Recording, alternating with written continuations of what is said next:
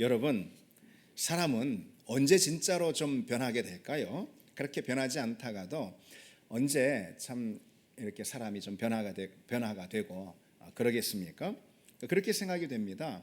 사랑하는 사람이, 날 정말 사랑하는 사람이 나의 문제 때문에 굉장히 슬퍼하고 또 그리고 속상해하고 아파하는 모습을 보게 되면은 그러면은 좀 나는 달라질 수가 있겠다 생각이 됩니다. 사춘기 시절을 여러분 한번 떠올려 보십시오. 그때는 다 말썽도 많이 피우고 그리고 또 문제도 많고 또 부모님 막 그냥 속상하게 해드리고 그런 적이 참 많이 있지 않습니까? 부모가 아무리 목소리를 높이고 심지어 매를 댄다고 해도 잘 바뀌질 않습니다. 그러다가 문득 나로 인해서 우리 엄마가 우리 아빠가 너무 마음 아파하시고 너무 속상해하시고 너무 슬퍼하시는 것 같다라는 그런 생각을 어느 순간 하게 되면은, 그런 또 부모님의 모습을 보게 되면은 그러면은 좀 달라지게 됩니다. 저도 이제 돌아보면은 고등학교 때까지 이제 저 같은 경우는 어머니께서 회초리를 대셨어요. 회초리를 맞았어요. 맞을 짓을 지금 생각해도 많이 했습니다. 요즘 아이들이 더 착한 것 같아요. 맞을 짓을 많이 했습니다. 그런데 이제 고등학교 어느 때쯤 2학년이냐 3학년인가는 잘 모르겠는데 어느 때쯤 돼서 그때도 잘못한 게 있었어. 어머니께서 회초리를 들고 방에 들어오신 거예요. 회초리를 드는데 내가 그 어머니 손을 그냥 콱 붙든 거예요.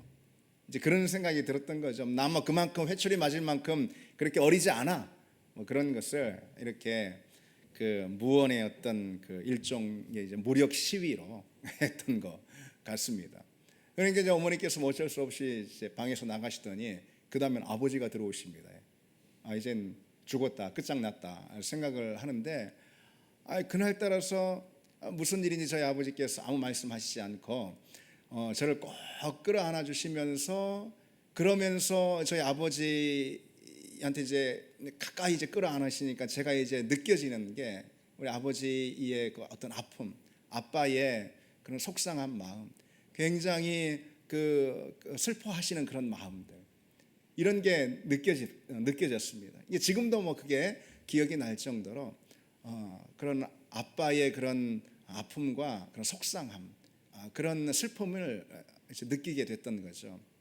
아마도 생각할 때 그때부터 그래도 조금 달라지지 않았는가 이런 생각을 좀 해봅니다.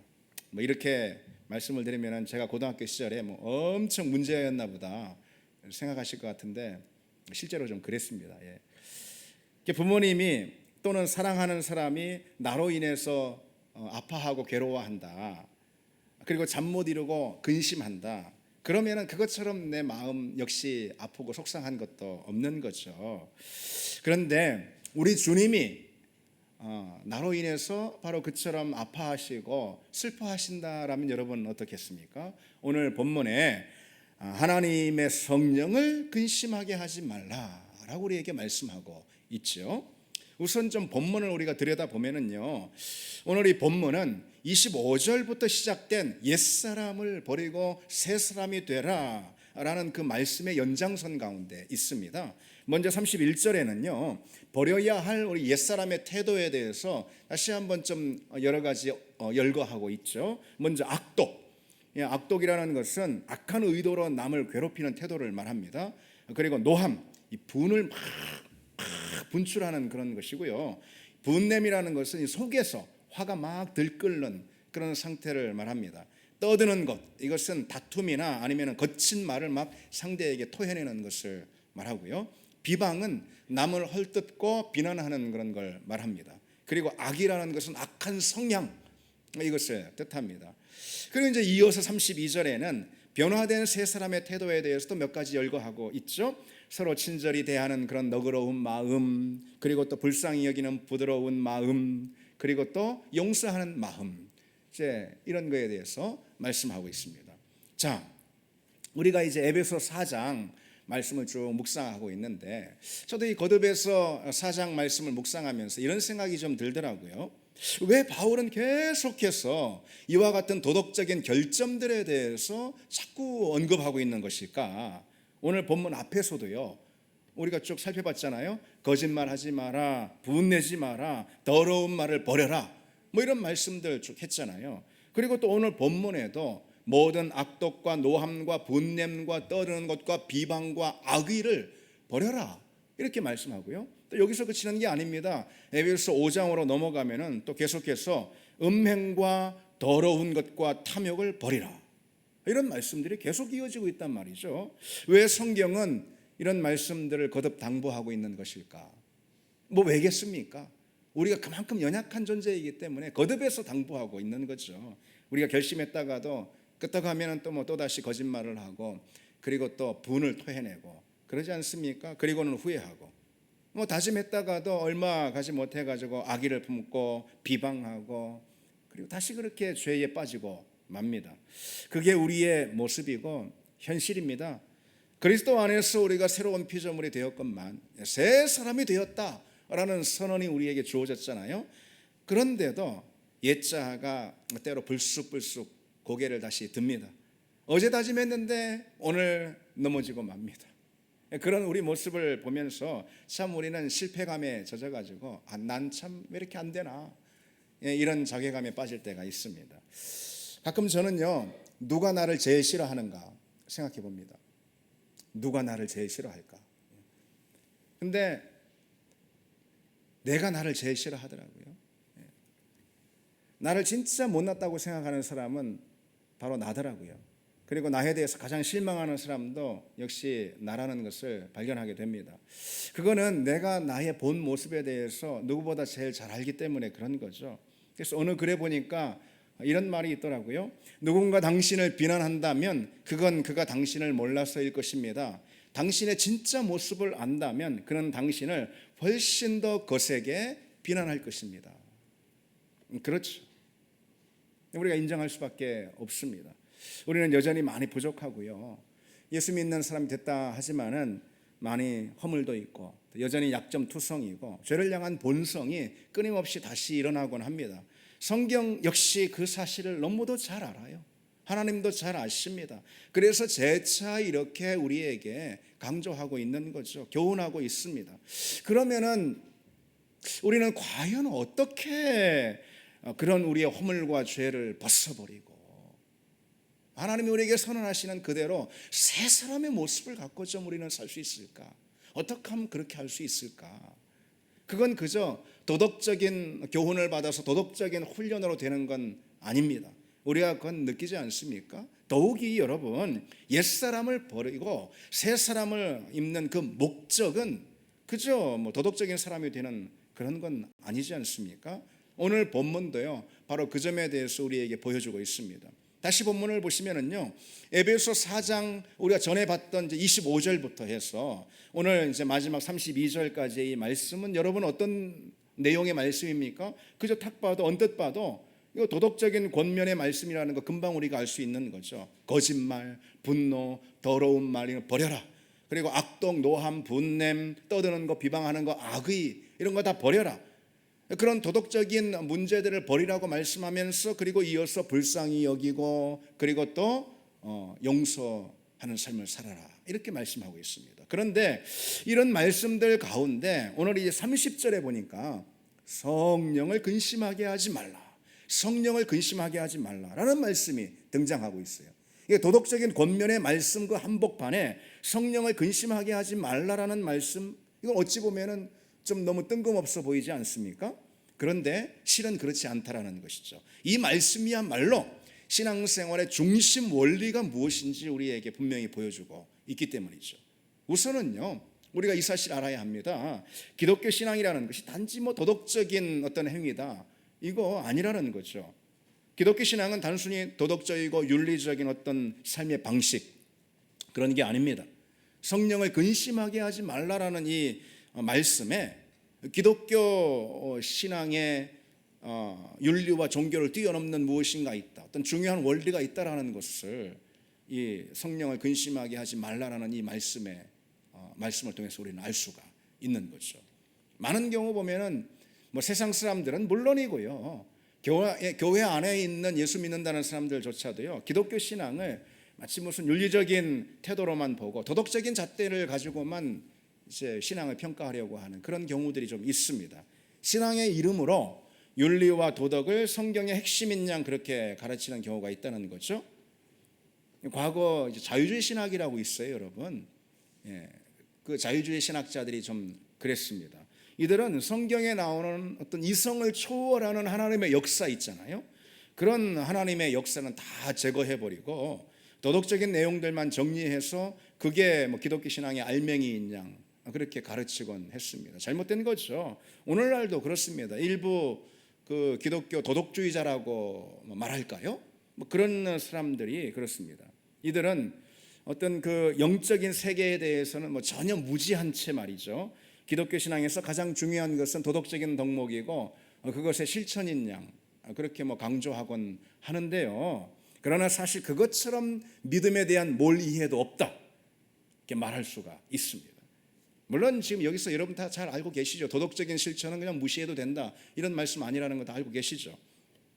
그런데 단순히 뭐 도덕적인 사람이 되라 뭐 아니면은 양심적으로 살라 인격을 갖추라 그게 기독교 신앙의 중심 내용은 절대 아니라는 것이죠. 성경적인 신앙이라는 것은 하나님을 만나는 사건 이게 핵심이죠. 그리고 하나님과 교제하는 그 삶 이게 하나님이 우리에게 주시는 그 가운데 생명이 있다라는 거죠. 하나님과 교제하는 삶에 생명이 있습니다. 그 가운데서 성령의 다스림을 우리가 받아들이게 되는 것이고 그리고 성령 안에 우리가 또 살게 되는 것. 이게 이제 기독교 신앙의 핵심입니다. 도덕적인 실천은 뭔가? 그것의 당연한 부산물이자 열매다. 이렇게 말할 수가 있겠죠. 다시 말해서 성령과의 인격적인 관계와 교제. 이게 우리 신앙에 있어서 가장 중심된 내용입니다. 그러면은 여러분, 여기서 이제 이 질문이 필요하겠죠. 그럼 성령은 누구신가? 성령은 어떤 분이신가? 뭐 여러분 다 대답 다 잘 아실 것입니다. 우리가 말해 들은 대로 성령은 삼위 하나님 중 한 분 하나님이시죠. 그건 뭘 말해주는 걸까요? 그건 성부 하나님처럼 성령 하나님도 인격을 갖추신 인격 하나님이시라는 거죠. 그건 또 뭘 우리에게 말해주는 걸까요?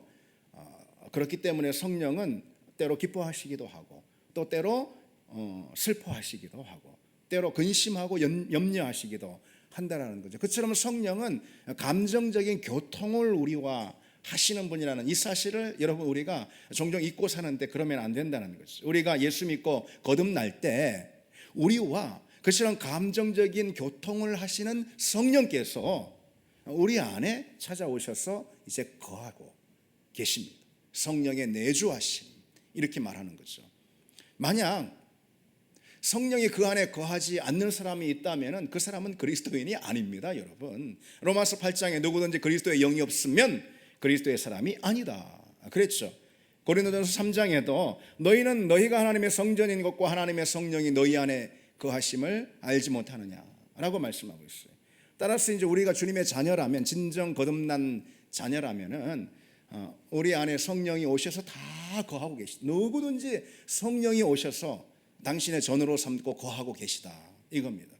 그처럼 이제 내 안에 들어오셔서 나의 영혼, 나의 심령을 그분의 좌소로 삼으시고 그분이 나와 함께 사신다. 그렇게 나와 함께 사시는 성령님은 이제 여러분 어떻겠습니까? 내 삶과 깊이 연결될 수밖에 없는 거예요. 그렇지 않습니까? 이제 성령과 나와의 인격적인 연합은 불가분입니다.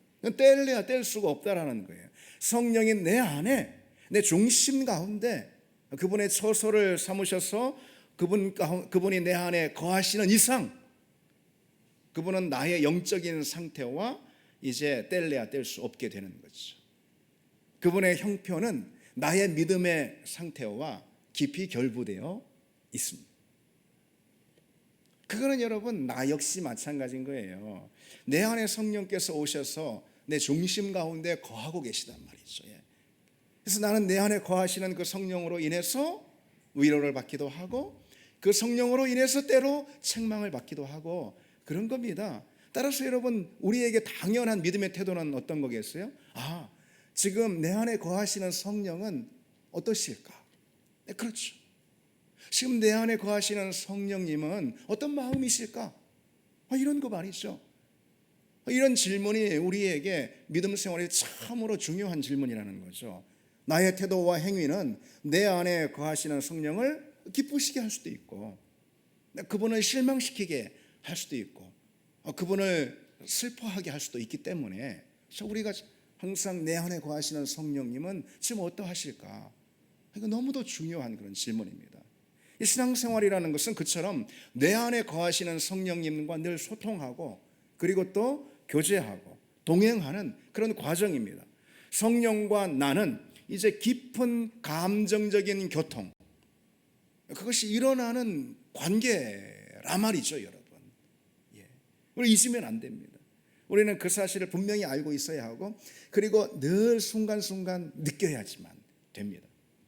그럼 여러분, 한번 여러분들에게 묻겠습니다. 한번 솔직히 답해 보시기 바랍니다. 여러분은 여러분 안에 거하시는 성령이 슬퍼하시는 것을 느낀 적이 계십니까? 한번 진심으로 답해 보시기 바랍니다. 여러분 안에 거하시는 성령께서 근심하시는 것을 여러분 혹 느끼신 적이 계십니까? 그래서 여러분도 그로 인해서 참 마음이 이런 말할 수 없이 괴롭고 힘들었던 그런 적이 여러분 있습니까? 질문을 바꿔서 이렇게 한번 묻겠습니다. 성령님은 지금 나의 모습을 보고 슬퍼하시겠습니까? 아니면은 기뻐하시겠습니까? 실제적으로 그냥 종교적으로 뭐 이렇게 형식적으로 답하는 게 아니고, 실제적으로 말이죠. 한번 여러분 어떤 답을 하실 수 있겠습니까? 한번 생각해 보십시오. 만일 누군가 나 때문에 근심하고 아파할 때 말이죠, 그로 인해서 나도 참 그게 너무 괴로워, 나도 속상하고, 내가 왜 그렇게 했을까, 내가 왜 그렇게 해서 그 사람 마음 아프게 했을까, 이것 때문에 나도 참 괴롭고 속상하다 말이죠. 그 사실은 여러분 무엇을 말해주는 것일까요?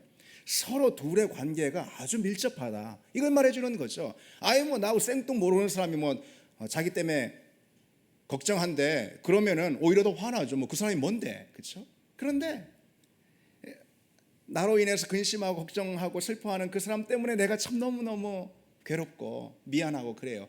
그 사실은 그 둘의 관계가 아주 밀접한 관계라는 것을 말해주는 것이고, 그 둘이 서로 사랑하고, 그리고 또 서로 깊이 가까이에 있는 그런 관계라는 것을 말해주는 거죠.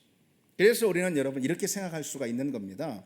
내가 내 안에 계시는 성령님을 정말 의식하고, 그리고 또 실제적으로 이렇게 인정하고 있다라는 결정적인 증거가 있는데, 그게 뭐냐? 그거는 바로 내가 성령의 근심을 실제적으로 느끼고 있다라는 것입니다.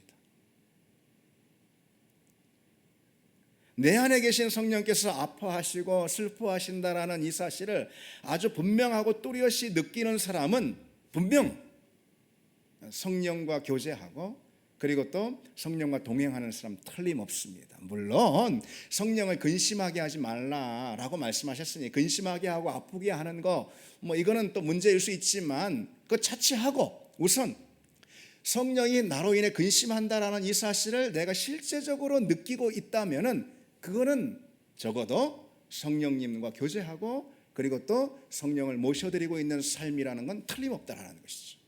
오늘 본문을 다시 보실까요? 성령을 근심하게 하지 말라.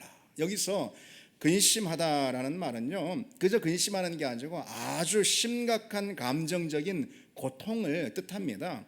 비탄이나 근심으로 인한 마음의 통증, 그걸 말합니다. 그러니까 하나님의 영이신 성령은 그처럼 깊은 어떤 마음의 통증을 느끼시는 분이라는 이 사실이죠. 바로 나로 인해서 슬퍼하고 근심하시면서 괴로워하실 수 있는 분이 성령님이다. 그럼 여러분 생각해 보십시오. 여러분 안에 거하시는 성령님은 지금 어떤 마음이실까요? 여러분 한번 여쭤보시기 바랍니다. 여러분 안에 성령이 거하시니까 여러분 안에 거하시는 성령께 실제적으로 한번 그렇게 여쭈기 바랍니다. 사실 여러분들이 대략 잘 알 것입니다. 내 안에 계신 성령께서 지금 어떤 마음이신가, 그건 내가 잘 압니다. 오늘 성령님은 기뻐하실까, 나로 인해 슬퍼하실까, 혹 근심 가운데 잠겨 있을까, 내가 잘 안다는 거죠. 여러분 나 때문에 성령님이 슬퍼하시고 속상해 하신다라는 걸 한번 생각해 보십시오. 얼마나 참 우리도 마음이 무겁고 그리고 죄송하고 힘든 일이잖아요. 우리는 내 안에 거하시는 성령이 근심할 때 그 근심을 마음으로 느낄 줄 알아야 한다. 이것이 일단 우선적으로 중요하다는 것이죠. 내 안에 거하시는 성령이 근심하시는데 아무런 느낌이 없어요. 무감각, 무신경해요. 그 영적으로 파산했다라는 가장 중요한 증거입니다. 내가 그냥 죄를 짓고 또 허물이 있고 그런데도 전혀 회개할 줄 모르고 그 자체가 그런데 성령의 탄식하시는 탄식을 내가 무겁게 또 받아들이지 않고 이미 심각한 상태가 됐다는 걸 말해주는 거죠. 내 믿음의 양심이 살아있다면 하나님께서 다시 깨워주신 내 영혼의 양심이 다시 내가 여전히 살아있다면 그러면 분명 성령의 근심을 느낄 것입니다. 그리고 그 성령의 근심과 슬픔이 우리 마음 가운데 그대로 전해지게 되어 있습니다. 그렇다면 여러분, 성령은 무엇 때문에 슬퍼하실까요? 우리가 이 시간 좀 몇 가지만 간단히 좀 일별해 보면은 성령은 첫 번째로 우리가 진리를 떠나서 할 때 슬퍼하십니다. 왜냐? 성령은 진리의 영이시거든요. 성령은 우리가 진리와 멀어질 때 또 진리에서 엇나갈 때 진리로 외면할 때 슬퍼하십니다. 성령은 진리의 영이시기 때문이죠. 요한복음 15장에 성령은 진리의 영이라.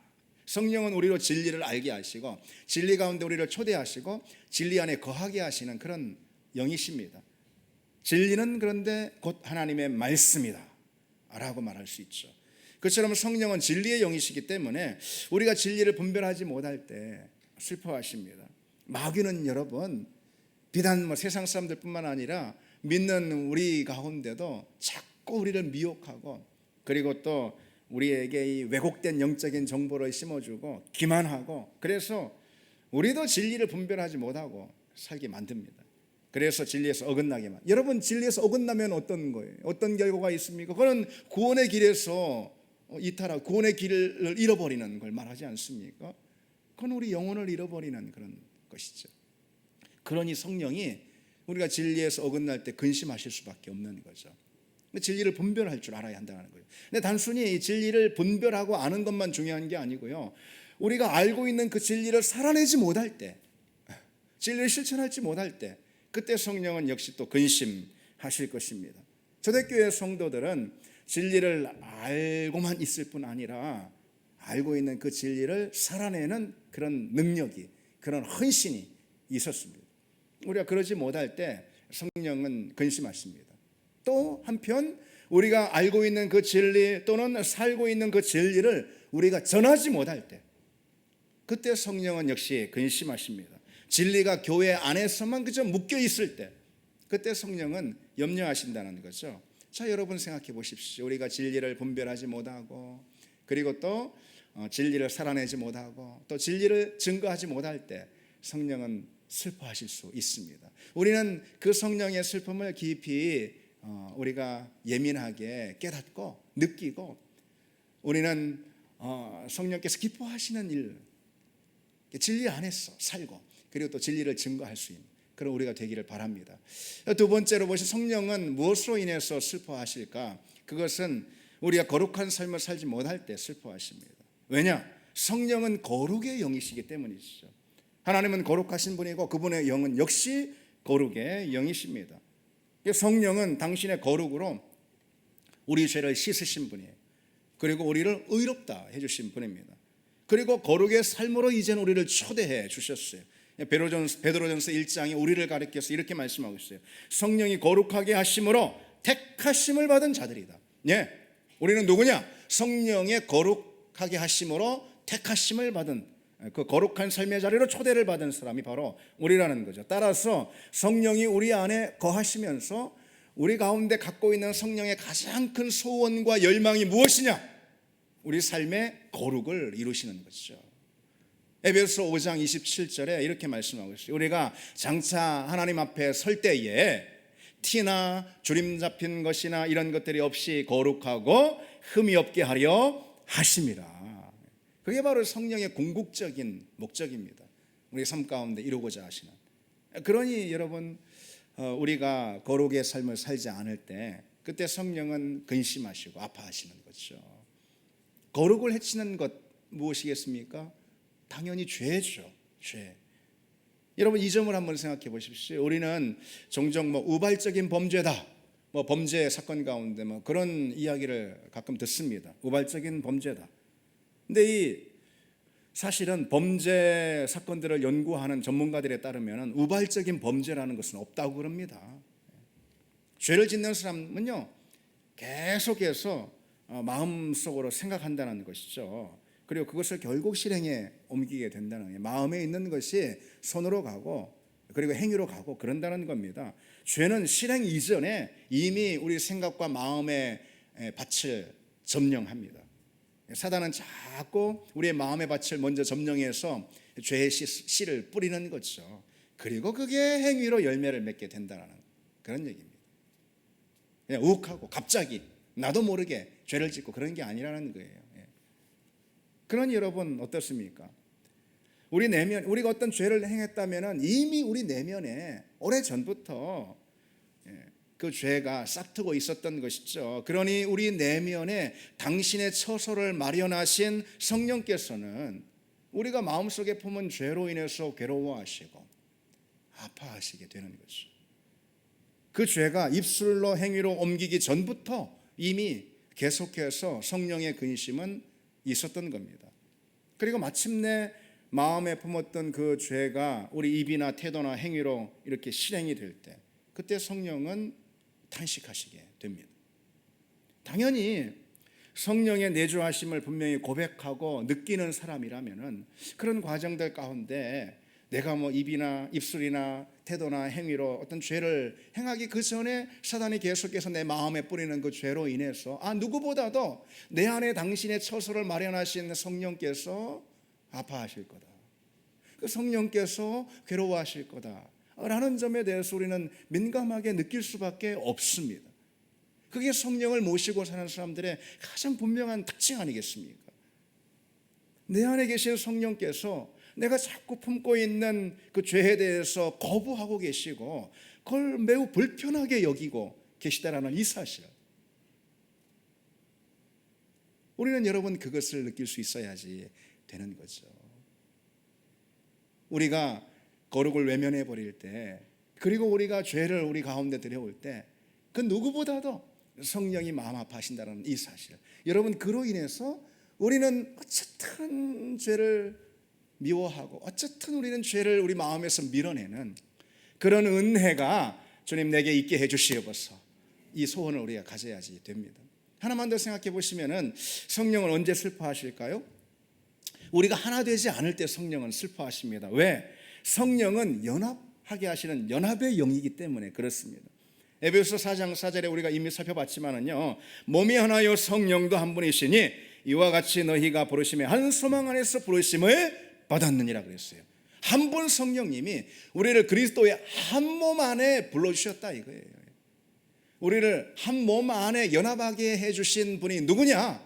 성령님이다 이거죠. 성령님은 연합의 영입니다. 그래서 성경은 뭐라고 말씀하고 있죠? 평안에 매는 줄로 성령이 하나 되게 하심을 힘써 지키라 그럽니다. 그래서 오늘 이 본문에서 말하고 있는 여러 가지 이 도덕적인 결점들 있잖아요. 옛사람의 습관들이죠. 이걸 한번 유심히 잘 들여다보시기 바랍니다. 이게 다 뭡니까? 악독, 노함, 분냄, 떠드는 것, 비방, 모든 악의, 이게 공통점이 있단 말이죠. 이게 무엇일까요? 다 이게 분열을 초래하는 죄입니다.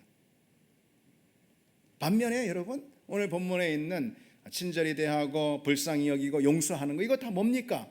하나 되게 하는 그런 통로, 하나됨을 가져오는 통로 아닙니까 이것이?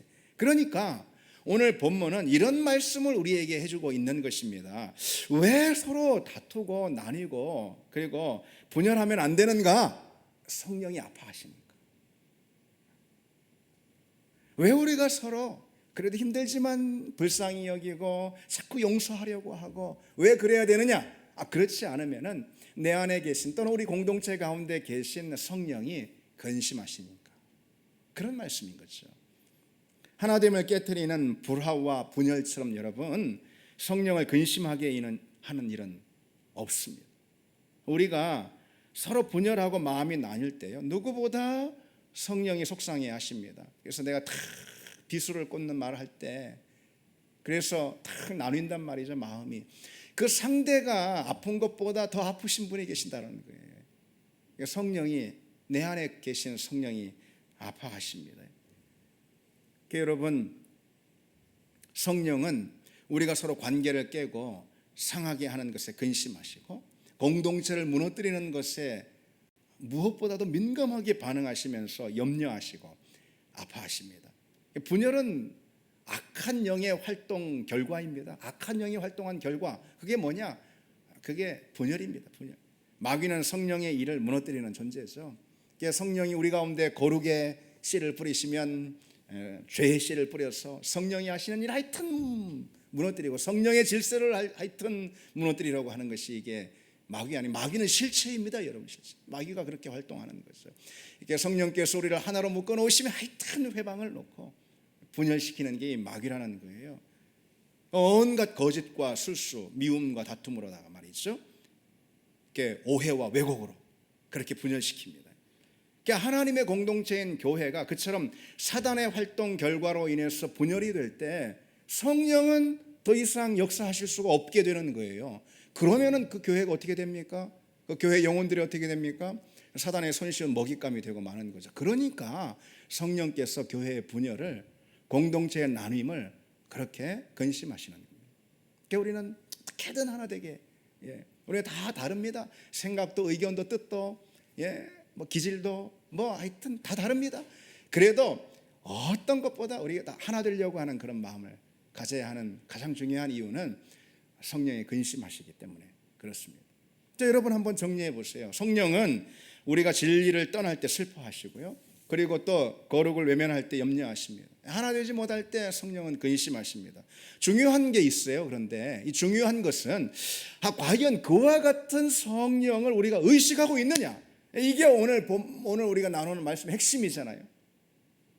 그와 같은 성령을 우리가 의식하고 있는가, 그분의 존재를 의식하며 사는 것이 진정 믿음인 줄 믿습니다. 여러분, 성령이 내 안에 계심을 우리가 그래서 자꾸 생각해야 하는 거예요. 생각해야, 이미 계세요. 그런데 그분이 계심을 자꾸 생각하고, 그리고 그분의 소원을 자꾸 떠올려보고, 그리고 성령의 시선을 느껴보고, 이게 필요합니다. 그래서 한 주간 여러분의 삶의 자리 가운데 그걸 도전하시기 바랍니다. 성령을 자꾸 떠올리고, 그리고 또 그분의 소원을 또 느껴보고, 그리고 또 그분의 시선을 느껴보고.